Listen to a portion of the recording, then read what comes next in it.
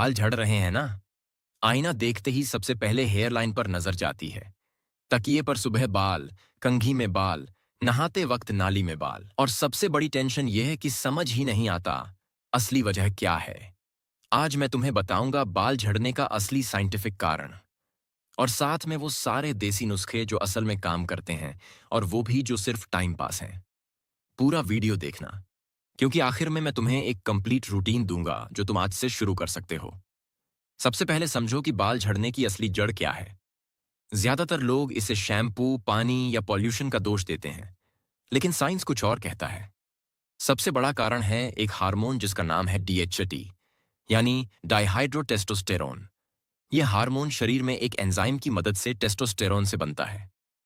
अब सवाल यह है कि यह हार्मोन तो सबके शरीर में होता है, फिर सबके बाल क्यों नहीं झड़ते?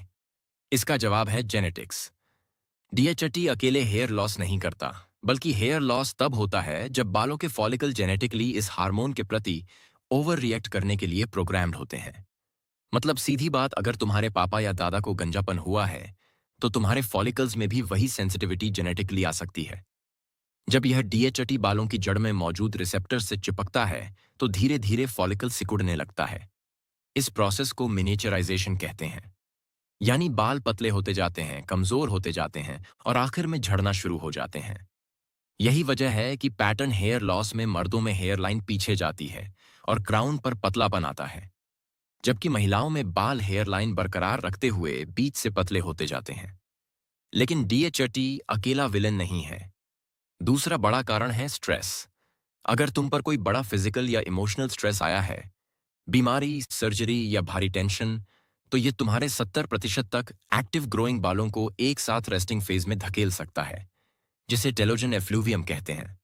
और मजे की बात यह है कि यह असर तुरंत नहीं दिखता, बल्कि उस स्ट्रेस वाली घटना के 2 से 3 महीने बाद सामने आता है। इसलिए बहुत बार लोग सोचते हैं, मैंने तो कुछ किया ही नहीं, फिर बाल क्यों झड़ रहे हैं? जबकि जवाब 3 महीने पीछे छुपा होता है। तीसरा कारण है न्यूट्रिशन की कमी। चौथा है स्कैल्प इन्फेक्शन जैसे फंगल इन्फेक्शन। और पांचवा है गलत hair care habits, tight hair style, बहुत ज्यादा हीट, केमिकल ट्रीटमेंट। अब बात करते हैं उन देसी नुस्खों की जो हमारी दादी नानी के जमाने से चले आ रहे हैं। नंबर 1, नारियल तेल। यह सबसे पॉपुलर देसी इलाज है, और इसकी वजह भी है। नारियल तेल बालों के शाफ्ट में गहराई तक जाकर प्रोटीन लॉस को रोकता है और स्कैल्प को मॉइस्चराइज करता है। हफ्ते में 2 से 3 बार गुनगुना नारियल तेल लगाकर हल्के हाथों से मसाज करो। कम से कम 1 घंटे के लिए छोड़ो, फिर धो लो। यह बालों को टूटने से बचाता है। लेकिन ध्यान रखना, यह डीएचटी को ब्लॉक नहीं करता। यह सिर्फ बालों को हेल्दी और मजबूत बनाए रखने में मदद करता है। नंबर 2, प्याज का रस। यह वाला नुस्खा हल्का स्मेली जरूर है, लेकिन इसमें सल्फर होता है जो कोलेजन प्रोडक्शन बढ़ाने और ब्लड सर्कुलेशन सुधारने में मदद करता है। प्याज को कद्दूकस करके उसका रस निकालो, स्कैल्प पर लगाओ, 30 मिनट बाद धो लो। हफ्ते में 2 बार काफी है।